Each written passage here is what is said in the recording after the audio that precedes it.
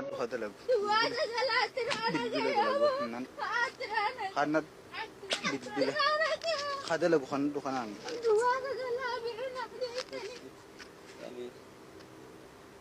sabar sisa mereka kerja kan kinerja jadi nama negara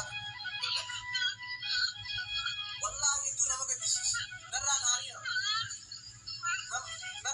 na namni biran leyo chalisi bukan tu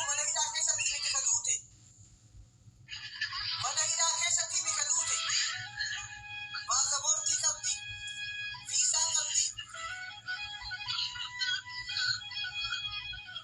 tu mitini fandi saliba namo ata miti fandi famte sudi kesa ti hada fandi sani adi sani namni seran lage baru namni kami seran na bukan deo mandi ku seran dia warna bahara sababa bonatta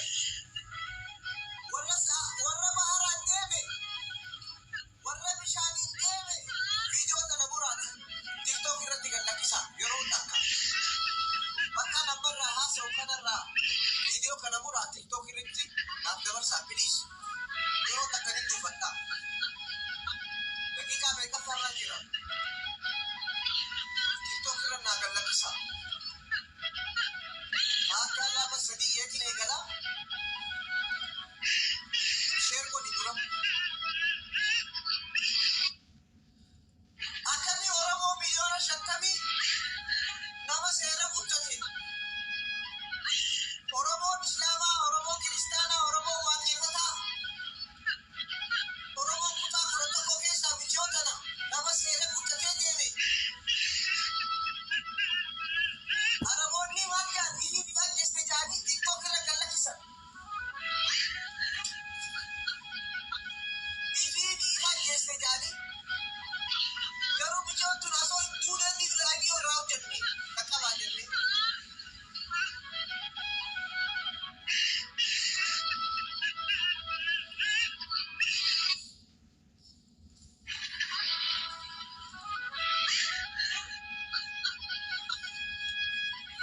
ya ummatan saba wasaka wallahi na jesu demani imbasi Itoophiyaatti ani seeraaniin dhufe na jesu demani location ergite adresi ergite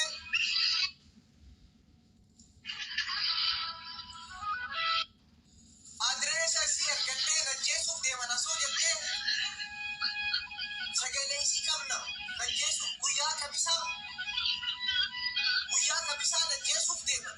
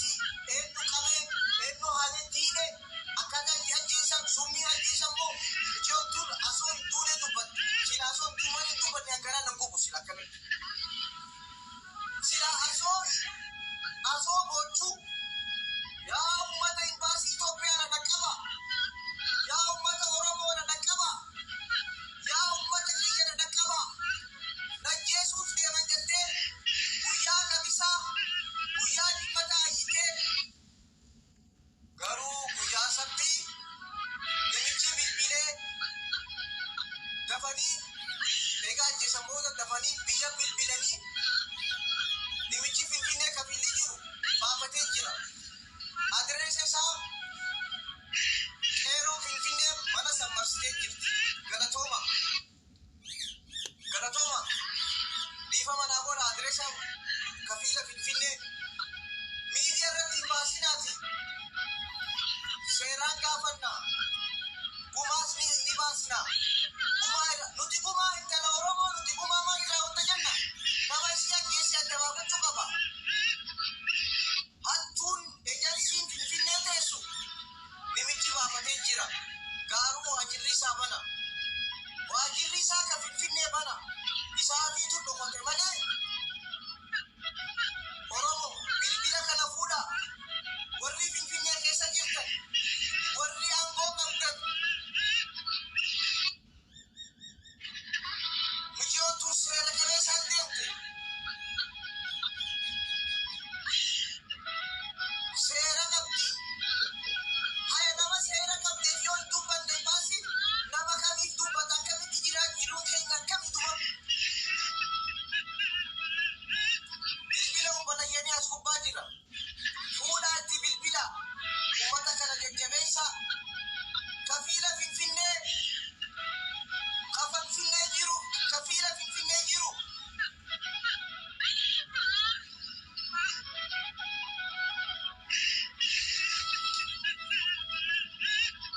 Adreessa gugguleen amma idiitti isinii godha.